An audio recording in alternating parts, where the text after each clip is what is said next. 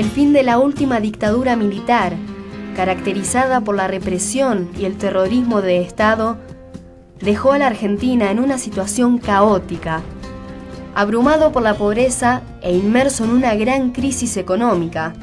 El país intentaba dar los primeros pasos hacia la recuperación de las terribles consecuencias que causaron las violaciones a los derechos humanos y la derrota de la Guerra de Malvinas. Entre todas las áreas habrá un enlace profundo y fundamental, que una savia común alimentará la vida de cada uno de los actos del gobierno democrático que hoy se inicia. Hay muchos problemas que no podrán solucionarse de inmediato, pero hoy ha terminado la inmoralidad pública. Vamos a hacer un gobierno decente.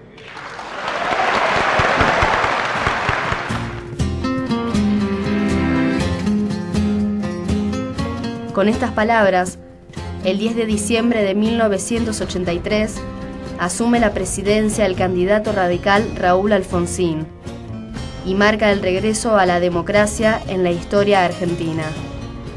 El país que clamaba por el fin de la dictadura más sangrienta de su historia, por la recuperación de valores sociales y políticos, volvía a ilusionarse.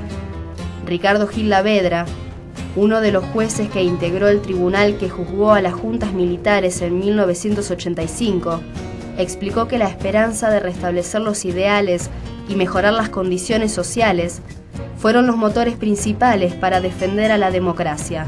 Por supuesto que durante la dictadura militar no había actividad política, los partidos políticos estaban prohibidos y por supuesto cualquier manifestación proselitista, por lo tanto no había ningún tipo de militancia. En esa época yo estaba en la justicia, con lo cual yo no ejercía actividad política, pero de todas maneras sí recuerdo una gran esperanza, una gran ilusión acerca de las promesas que todo régimen democrático trae consigo.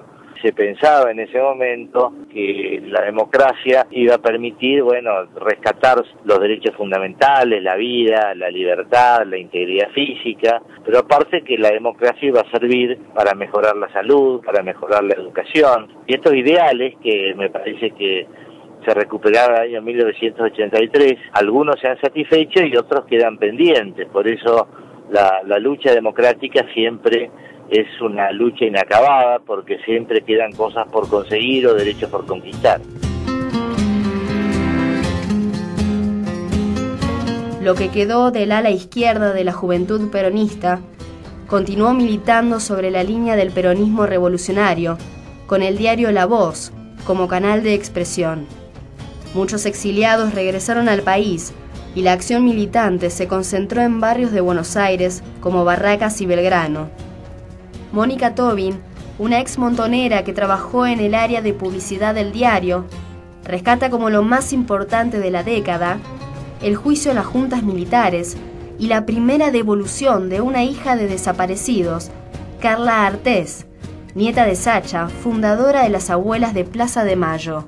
Nunca dejamos militar. El trabajar en el diario fue una militancia. A meses de entrar a Alfonsín se determina el juicio donde vos, los asesinos, los cruzabas en la calle y los tenías adentro del edificio, y donde la gente que declaraba seguía siendo amenazada porque el aparato represivo nunca. La recuperación de los nietos y el juicio de la Junta y el poder entrar a vivir en democracia, nosotros que nos acostumbramos a vivir y a crecer con las botas, es muy importante. La primera etapa del gobierno radical estuvo signada por una visión muy optimista de la democracia. En aquella época tuvo su apogeo el movimiento estudiantil, que se originó principalmente en universidades y se caracterizó por un alto nivel de participación y movilización. La agrupación radical Franja Morada se impuso como fuerza política hegemónica, gracias al amplio respaldo popular del partido al que respondía. Esto no impidió, sin embargo, que coexistieran otros movimientos de distinta línea política. Jorge Altamira, uno de los fundadores del Partido Obrero, recuerda que en aquel entonces la militancia juvenil de izquierda también tuvo una actividad importante. Durante los 80 hubo un ascenso de la militancia juvenil muy fuerte, al cual nadie hace mención del grave error. En el movimiento obrero hubo un crecimiento muy fuerte. Luego también hubo una militancia juvenil, pero de signo derechista, es decir, en las universidades privadas y en otros ámbitos se desató una euforia por lo que entendían que era la victoria del neoliberalismo. Cuando esto se vino abajo, comenzó nuevamente un crecimiento de la militancia de izquierda y en los últimos tiempos el gobierno se ha esforzado en encuadrarla en organismos que actúan bajo la batuta del Estado.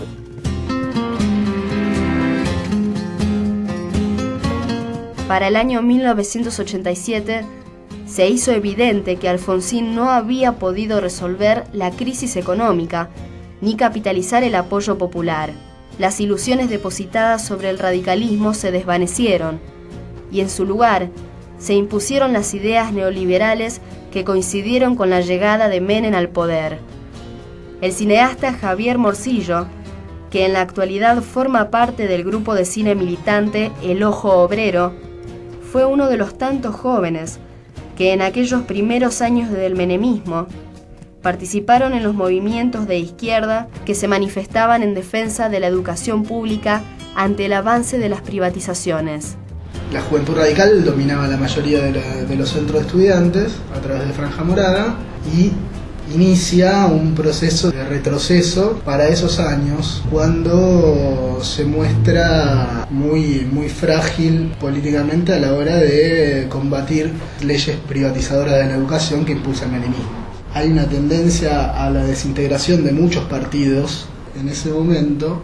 También hay sobre todo en el movimiento estudiantil, un ascenso de la izquierda importante y una movilización estudiantil que acompañaba un proceso donde el factor más dinámico de la situación política era el movimiento piquetero.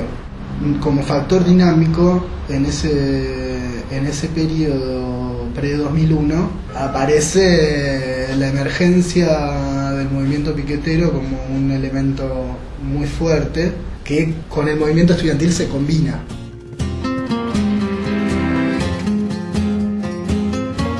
La debacle del 2001 planteó nuevas coordenadas para las organizaciones militantes de los diferentes sectores sociales. Los protagonistas del principio de la década fueron los piqueteros, que reclamaban a los funcionarios políticos una solución a la crisis económica y social. Javier Benavent, de la agrupación 22 de agosto, fue parte de esa lucha popular que pedía mejores condiciones de vida. Empecé a militar en 2001, lo primero que nosotros buscamos poder comer tranquilamente, poder tener una vivienda digna. Nosotros siempre luchamos por eso, por una vivienda digna, por trabajo, por comida, por salud.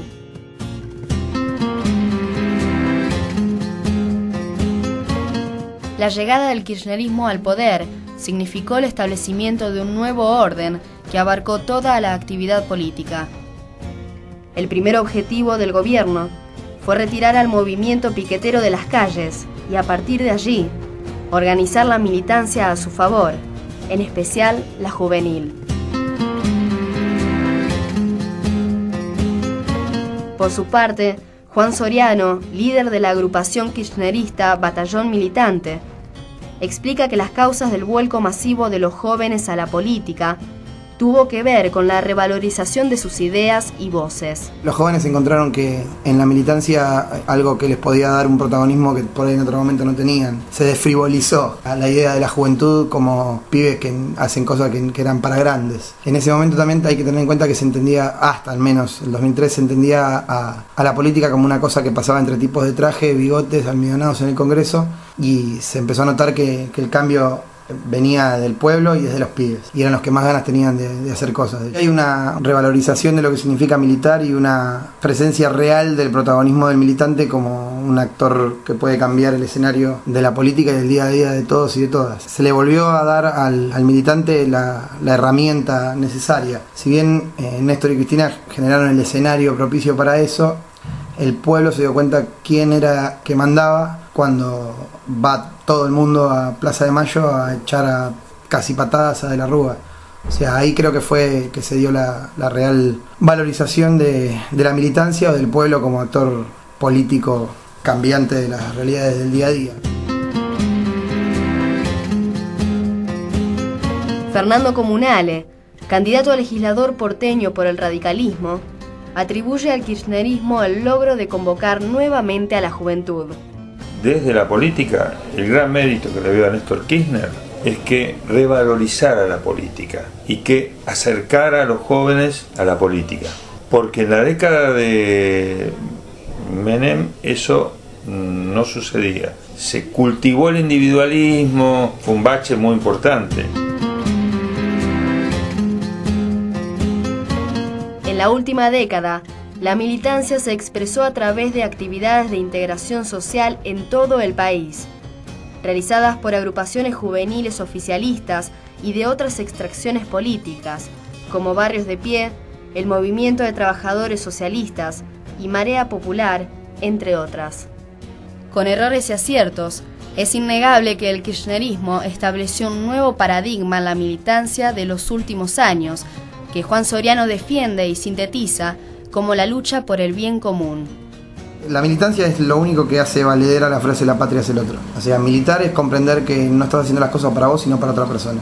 Y ser militante es darse cuenta que siempre hay otra persona que va a necesitar una mano, en cualquier nivel. Tenga más guita, tenga menos guita, esté mejor, esté peor. Siempre hay manera de ayudar a otra persona. Tiene quizá hasta algún principio cristiano en el medio, la militancia, pero desde la política. O sea, militar es defender los orígenes de uno.